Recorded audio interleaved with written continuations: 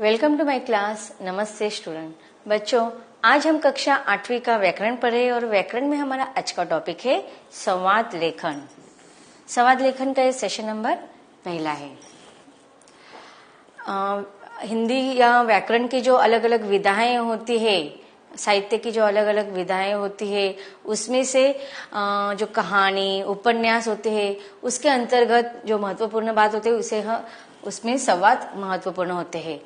तो आपके एग्जाम में भी इस प्रकार से संवाद लेखन पर अलग अलग प्रश्न पूछे जाते हैं कि संवाद लेखन आपको टॉपिक दिया जाते हैं और उस पर प्रश्न लिखने होते हैं, जिसे हम अंग्रेजी में कहेंगे डायलॉग राइटिंग। तो ये संवाद लेखन किस प्रकार से लिखना चाहिए, उसको किस प्रकार से अच्छा लिखकर हमें अच्छे अंक प्राप्त करना चाहिए, इसको हम देखेंगे संवाद लेखन के इस सेशन में।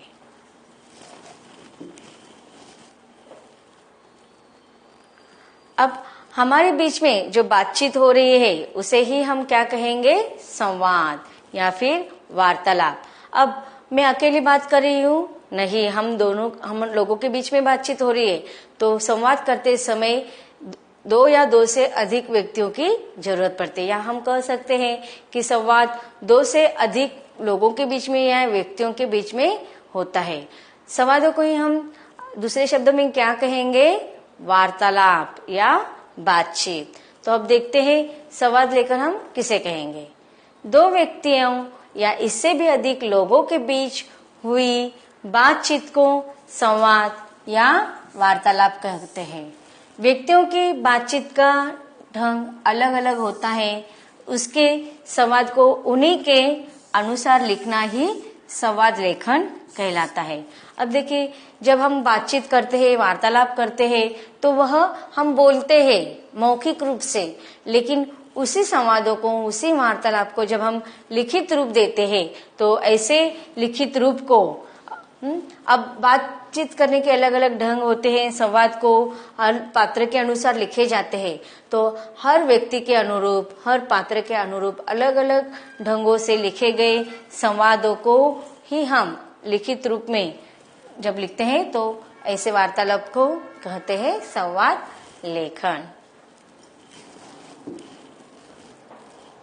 संवाद लेखन के लिए ध्यान रखने योग्य बातें। अब संवाद लिखते समय हमें कौन कौन सी महत्वपूर्ण बातों पर ध्यान रखना है, उसका हम संक्षिप्त जानकारी हासिल करते हैं। संवाद छोटा तथा प्रभावपूर्ण हो। अब देखिए, जब हम बातचीत करते हैं तो इसमें हम लंबे चौड़े बातचीत वार्तालाप के संवाद होते हैं, लेकिन जब हम उसे लिखित रूप में लिखते हैं तो संवाद ज्यादा बड़े नहीं होने चाहिए, छोटे छोटे और प्रभावशाली, प्रभावपूर्ण होने चाहिए।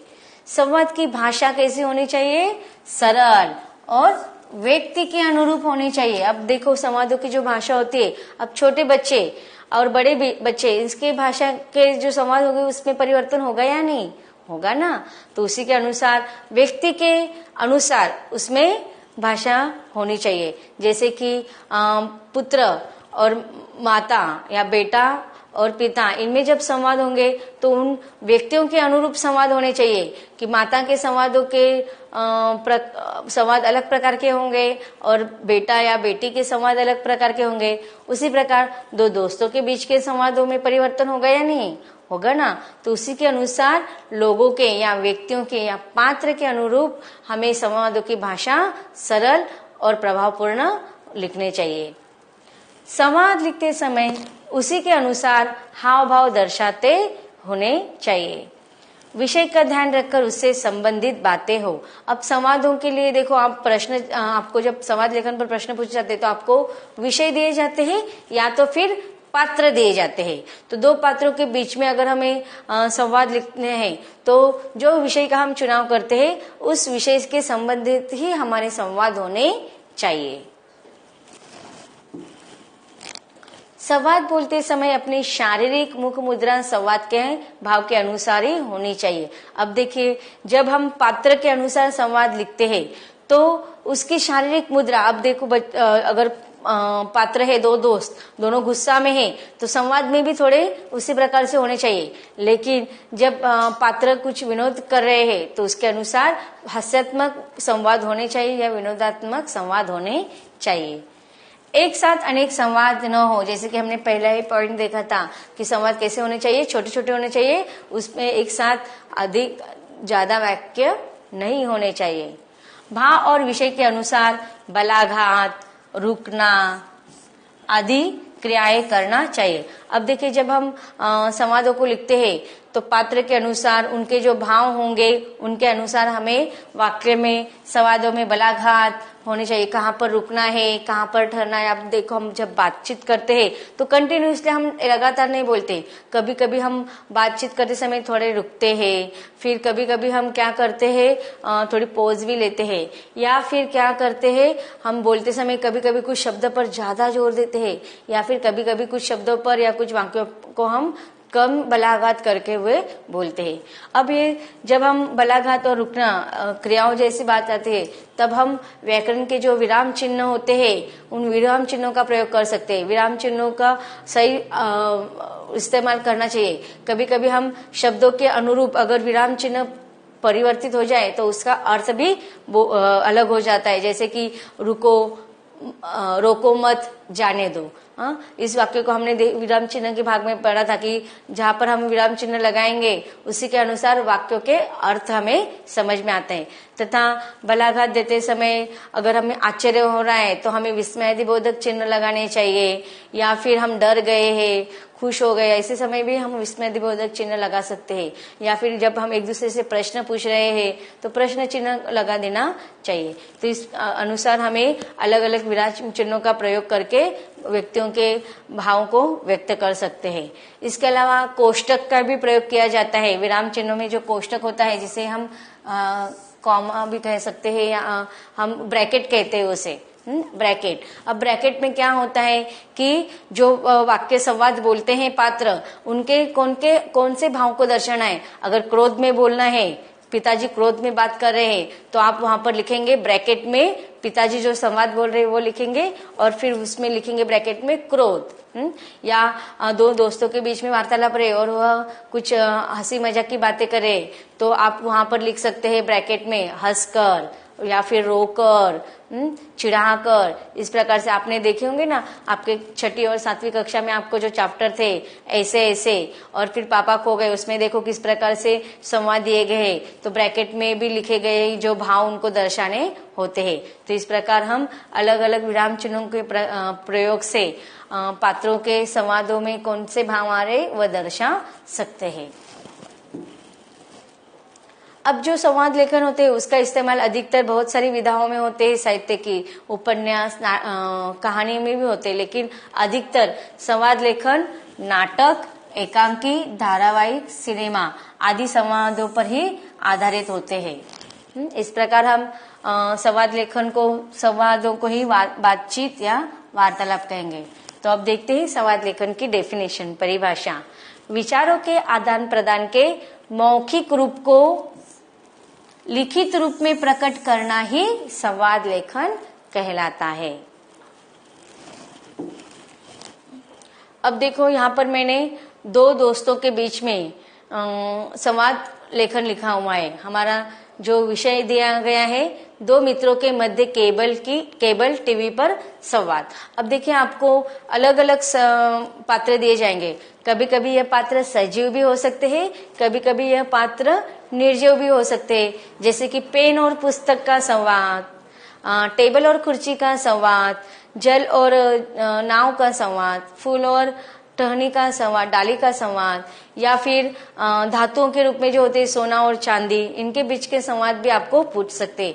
या फिर हमारे मन के जो भाव होते हैं, क्रोध और हास्य, इनके भी बीच के संवाद आपको पूछ सकते हैं। तो इस प्रकार जो पात्र दिए जाएंगे उसके अनुसार आपको संवाद लिखने होंगे। यहाँ पर आप देखो, दो मित्रों के बीच में संवाद हमें लिखना है और विषय क्या दिया गया है, केबल टीवी पर आधारित।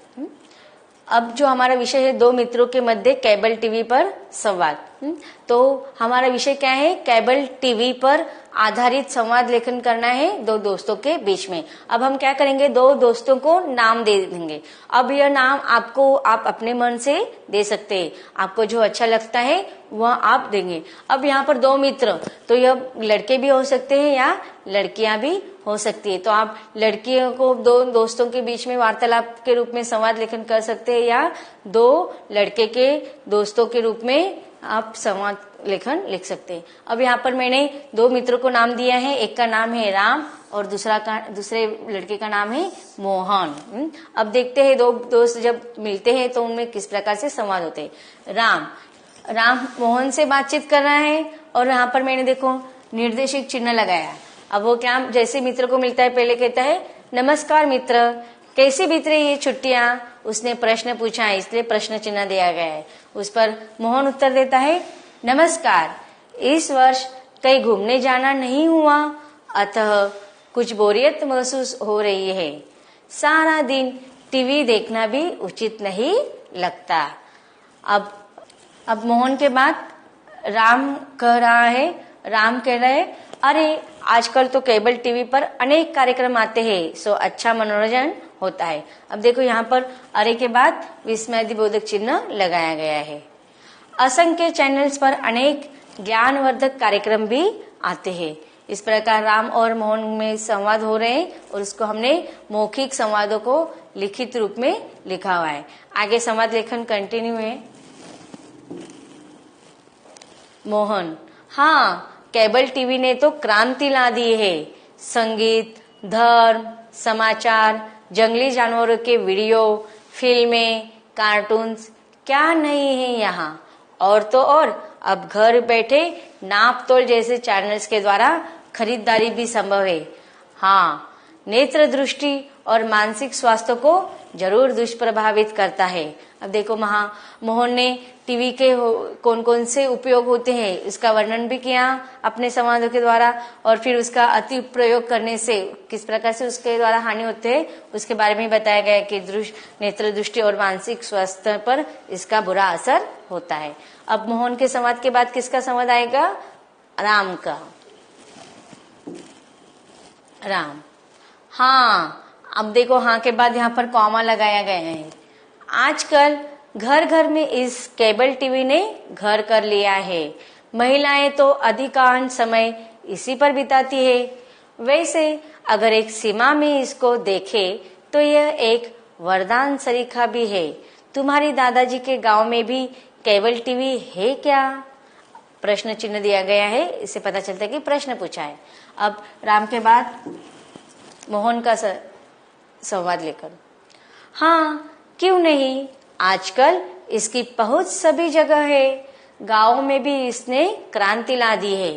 अच्छा मित्र, चलो अब पास के पार्क में मैं टहलने जा रहा हूँ।